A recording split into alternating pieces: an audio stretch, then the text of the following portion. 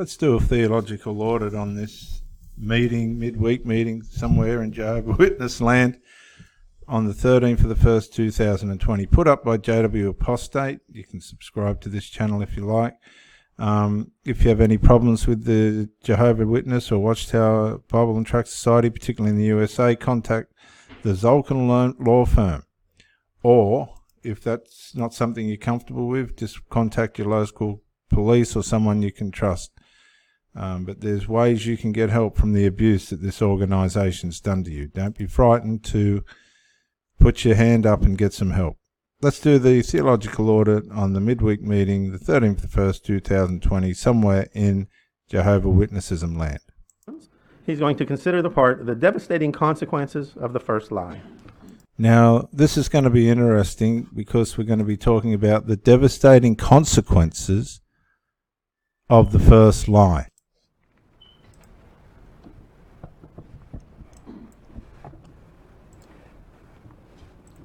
I'm much shorter than Brother Ulick. The Bible tells us that the tongue is a small part of the body, yet it makes great brags. See how small a fire it takes to set a great forest ablaze. Lying is like spitting fire out of your mouth. In fact, with just one lie, Satan was able to convince man to disobey Jehovah God. Now, oh my gosh, what a hypocrisy. Why do they do this to themselves? Why do they go and talk about lies? The organisation is renowned for telling lies. Okay, let's type in Watchtower lies. You've got hundreds of videos on this. Hundreds. Not just a couple, but hundreds of videos.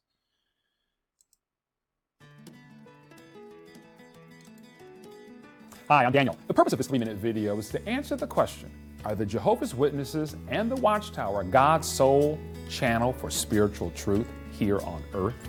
If they are, then we should all immediately join or rejoin the Jehovah's Witnesses. And if not, then we should depart and tell everyone we know to do the same. It's a black or white issue. There is no gray. Would you agree? Okay, let's get started. There are 2 factors for discerning truth: fact and faith. Facts are objective and they're provable. Faith, like feelings, are subjective and less provable. At home, my wife has a great saying: feelings weigh more than facts. And when trying to resolve personal matters at home, she's right. But when it comes to spiritual matters, God's Word, facts weigh more than feelings. Facts first, feelings second. And if you get that order mixed up, you'll draw inaccurate and emotional conclusions. Okay, are you ready to put facts over feelings? If so, I want you to listen up and to lean in. Fact number 1, the Jehovah's Witnesses claim that they are God's only channel for accurate spiritual truth on earth. They are in the truth, and there is an anointed class among them that serves as Jehovah, or God's faithful and discreet slave. And that while other Christian organizations may be doing fine work, they, the Jehovah's Witnesses, have the real truth about God's Word and His Son, Jesus Christ. Listen, don't take my word for this. Let's examine 3 facts that confirm the Jehovah's Witnesses' feelings about themselves. The Watchtower, June the 15th, 1957, page 370. Here's the quote, an excerpt. Jehovah has established a very definite channel of communication through which he deals with his people. It is vital that we appreciate this fact and respond to the directions of the slave as we would to the voice of God. The second example I'd like us to take a look at comes from the Watchtower, July the 15th, 1960, page 439. I quote from this excerpt. How is this divine will to be made known and brought to the attention of the worthy multitudes of men of good will towards Jehovah? The facts show that during this time and up to the present hour, the slave class has served as God's sole collective channel of communication from heaven to earth for the flow of biblical truth to men on earth. Thus, Organizationally, the discrete class since 1919 has been channeling an ever-increasing flow of biblical publications by the millions that contain the Water of Life, featuring Jehovah's will as emanating from God's throne in heaven. Not enough for you? Let's go for the third example, the Watchtower. April the 1st, 1972, page 197, and I quote, "So does Jehovah God have a prophet to help them, to warn them of dangers and to declare things to come?" The next header, subheader, says identifying the prophet, and I quote, "This prophet was not one man, but was a body of men and women. It was a small group of footstep followers of Jesus Christ, known at that time as the International Bible Students. Today, they are known as the Jehovah's Christian Witnesses." Okay, so with those three examples, we've established the fact that the Jehovah's Witnesses feel that they are God's prophet and sole channel on earth. Maybe they are, maybe they're not. On the next video, we'll examine 3 of their prophecies to draw fact-based conclusions about their feelings. Many others will examine that next video. I'll put to that link to that video below. But Jeffrey Jackson at the Australian Royal Commission, he was asked if the Watchtower was the only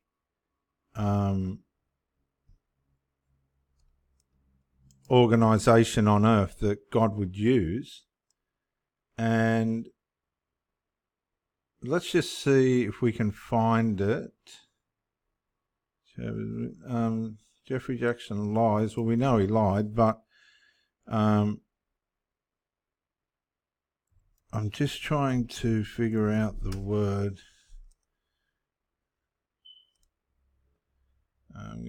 They're not here. This is the one here. Now, this is Jeffrey Jackson, the governing body member of the Jehovah Witnesses. Now, does the governing body, or do the members of the governing body, do you see yourselves as modern-day disciples, the modern-day equivalent of Jesus' disciples? We certainly hope to follow Jesus and be his disciples. And do you see yourselves as Jehovah God's spokespeople on earth? That, I think, would seem to be quite presumptuous to say that we are the only spokesperson that God is using. The scriptures clearly show that someone can act in harmony with God's Spirit in giving comfort and help in the congregations. But if I could just clarify a little, going back to Matthew 24, clearly Jesus said that in the last days, and Jehovah's Witnesses believe these are the last days, there would be a slave, a group of persons who would have responsibility to care for the spiritual food. So in that respect, we view ourselves as trying to fulfill that role. That, I think, would seem to be quite presumptuous to say that we are the only spokesperson that God is using. That, I think, would seem to be quite presumptuous to say that we are the only spokesperson that God is using. So there it is from the man himself, Jeffrey Jackson. Let's go on with the meeting. I mean, you talk about Jehovah Witness lies, JW lies. I mean, they're everywhere and they're clearly provable. Here's more of it. It's everywhere. The lies of the Jehovah Witnesses. And it's not funny. It's just incredible how much lying the Watchtower Bible and Tract Society has done. I'll put the links to the videos below. I don't want to go too far. Caught lying to the okay, so this guy's caught lying to the police. Let's just see what happens here.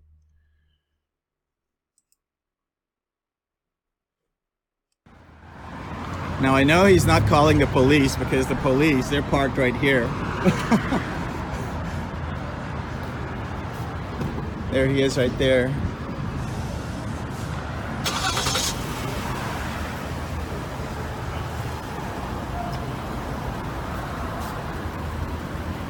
Just so you know, I protest against these guys, so in case they call you back, you know, I'm a former member, but there's a long history of them calling the police on me because I exposed them. This guy right here, they're Jehovah's Witnesses. So just so you know. That's your right, sir. Huh? That's your right. I know, but they've called the cops on me many times. Even if the cops come, as long as it's not so ridiculous. Oh, He's constantly bothering us. Sir, he has the right to protest. That's his freedom of speech. That's right. He's protesting against what? Sir, he can Against protest what? anything he wants. Well, he can protest. I'm not taking his protest, but Fine. You don't have to. but Just walk away. he's less than 1 foot from my face. Oh my goodness. I You think. just walked up to him. Sir. He can stand on the sidewalk and Yeah. do this all day long. Okay, that's fine. For the Constitution Yeah. of the United States of America, that's legal. Yes. Okay? Yes. Thanks for telling him. Wow, I just got him on camera again lying, saying that I'm within 1 foot. You know what? Let me see if I can I? Oh, you're in the... I'm gonna see if I can file something against you for consistently lying on camera. You guys lie in the courts, you guys lie in front of cops. I'm gonna see if I can push the issue and file a complaint. Because this is theocratic warfare at its finest. So there we see another case. We will get that link and I'll put it up, of lying. So why is the Watchtower trying to produce a sermon on lies when all they've done is lie? Lie after lie after lie. I'm gobsmacked. I'm just gobsmacked at the... Oh my God. I don't know what to say. And alienate the rest of mankind from him. And it didn't end with that little fire he started a long time ago. That fire continues down to our day. Revelation 12:9 tells us the great dragon, the original serpent, the one called devil and Satan, is misleading the entire inhabited earth. So with so Now many... that's a big statement, isn't it? To say that besides being a Jehovah Witness, the dragon is misleading the whole entire inhabited earth. That's the religious fanaticism of this organization, undermining good-spirited people and a good-spirited world where it truly exists. It's not everywhere. There's terrible evil in the world, but don't undermine the good parts of the world, because that's what's happening here right from the get-go. Many lies completely permeating every inch of this wicked system. How can we see through it? How can we cut through these falsehoods and find what's he talking about, a wicked system? In all honesty, what wicked system? We've just had New South Wales burned to the ground, and our government is producing tens of millions, if not hundreds of millions of dollars, to dig people's lives out of the quagmire and to try and help them get back on track. And this guy's saying, oh, the evil system of things outside the Jehovah Witness, everybody's satanic. This is theological abuse. This is brainwashing people into thinking that normal everyday life is a product of Satan and his demons. truth. Well, we know that God's word is the only reliable source to find truth in this lie-filled world.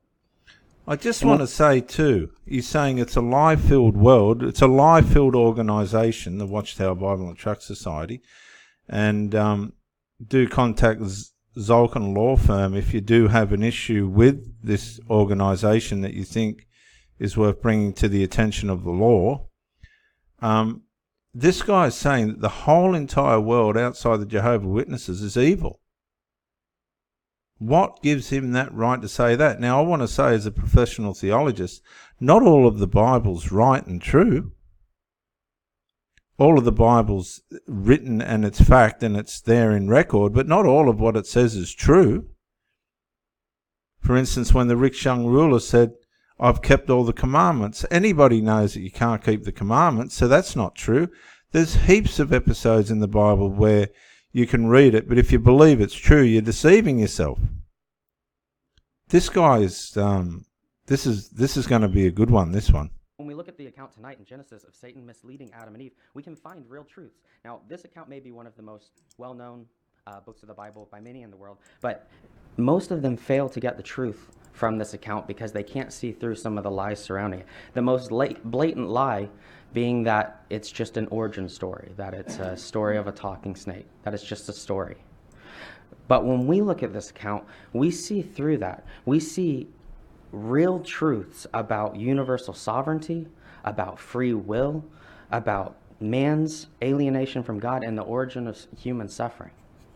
So let's take a look at Genesis chapter 3, verse 1 through 5 to start. That's going to be Genesis chapter 3, verse 1 through 5.